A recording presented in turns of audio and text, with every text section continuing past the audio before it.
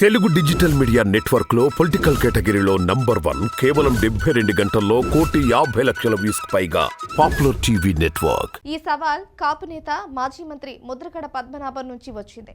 Power star Janasena అధినేతగా ఉన్న పవన్ కళ్యాణ్ ని assembly gate కూడా తాకనివ్వను అని ముద్రగడ అంటున్నారు. పిఠాపురం నుంచి పవన్ ని ఓడించి పంపకపోతే తన పేరు పద్మనాభం కాదు పద్మనాభ రెడ్డి అని మార్చుకుంటాను అని అల్టిమేట్ సవాల్ని చేశారు పెద్దాయన. పిఠాపురం అంత చౌకగా ఉందా? కేవలం ఎమ్మెల్యే కోసం హైదరాబాద్ నుంచి వచ్చేయాలా అని పవన్ ని ముద్రగడ నిలదీశారు. హైదరాబాద్ లో ఉన్న పెద్ద మనిషి పవన్ అక్కడే ఎన్నికల్లో పోటీ చేసి గెలవచ్చు కదా, మా ఊరి మీదకి ఎందుకు వస్తున్నారు అని ప్రశ్నించారు. మేమంతా మీకు బానిసలుగా ఉండాలా?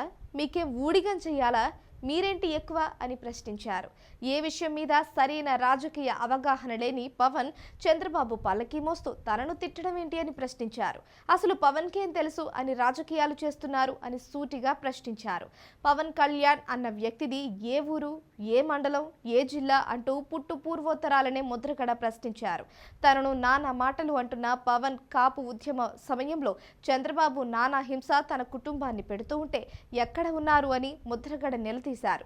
ఎంతసేపు చంద్రబాబుకు వత్తాసుగా మాట్లాడటం తప్పించి పవన్ చేసే రాజకీయం ఏంటి అని ఆయన ప్రశ్నించారు.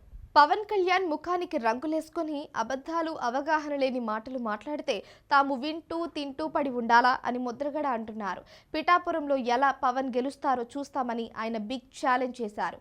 తనను చవట దద్దమ్మ అంటున్న పవన్ కాపుల కోసం ఏనాడైనా రోడ్డెక్కారా అని ముద్రగడ ప్రశ్నించారు. మోడీతో చెప్పించి ప్రత్యేక జైలు కట్టిస్తామని చెబుతున్న పవన్ ఆ జైలుని చంద్రబాబు కోసం రిజర్వ్ చేసుకుంటే మంచిదని సెటైర్లు వేశారు.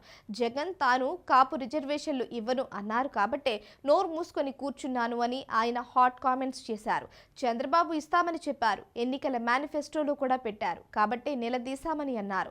ఈ మాత్రం తెలుసుకోకపోతే ఎలా అని పవన్ కి గట్టిగానే ఇచ్చేశారు.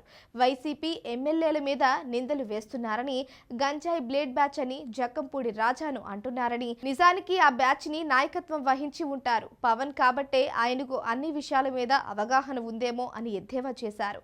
పిఠాపురంలో సునాయాసంగా గెలిచేయవచ్చు అని హైదరాబాద్ నుంచి వచ్చిన పవన్ కి ఓటమి ఏంటో చూపిస్తామని ముద్రగడ అన్నారు. జిల్లా వాసులు అంటే ఆయనకు ఉన్న లోకువకు జవాబు సరిగ్గానే వస్తుందని అన్నారు. రాజకీయాలు పిల్లాట కాదని తెలుసుకోవాలని అన్నారు. ఎమ్మెల్యే పదవి కోసం ఇంత దూరం రావాలా పవన్ అని విమర్శించారు. తెలంగాణ ఎన్నికల్లో పోటీకి పెట్టిన జనసేన అభ్యర్థులు అంతా భారీ మెజారిటీతో గెలిచారు కదా అని సెటైర్లు పేల్చారు. ఎన్నికల అనంతరం జనసేన అంతర్ధానం అవటం ఖాయమని అన్నారు. అసలు సినిమా నటులు ప్రజల కష్టాలను ఎప్పుడైనా తీర్చారా అని ఆయన ప్రశ్నించారు. ఏపీ కష్టాల మీద, ప్రత్యేక హోదా మీద, పోలవరం మీద, స్టీల్ ప్లాంట్ ప్రైవేటీకరణ మీద కనీసం ఎప్పుడూ మాట్లాడని చిరంజీవి ఇప్పుడు కూటమికి ఓటేయమని వీడియోలు రిలీజ్ చేస్తే జనాలు పట్టించుకుంటారా అని ప్రశ్నించారు. మొత్తానికి చూస్తే ముద్రగడ తన పేరుని మార్చుకుంటానని అంటున్నారు. అది కూడా పద్మనాభ రెడ్డిగా అని చెబుతున్నారు. అది ఎప్పుడు అంటే పవన్ ని పిఠాపురంలో ఓడించలేనప్పుడు అని కూడా ఆయన చెబుతున్నారు. మొత్తానికి చూస్తే పవన్ ని ఓడించాలని భారీ స్కెచ్ తోనే ముద్రగడ ఉన్నారని అర్థమవుతోంది. ఇంతకీ జూన్ 4 తరువాత ముద్రగడను పద్మనాభం అని పిలవాలా లేక పద్మనాభ రెడ్డి అని పిలవాలా? Wait and see.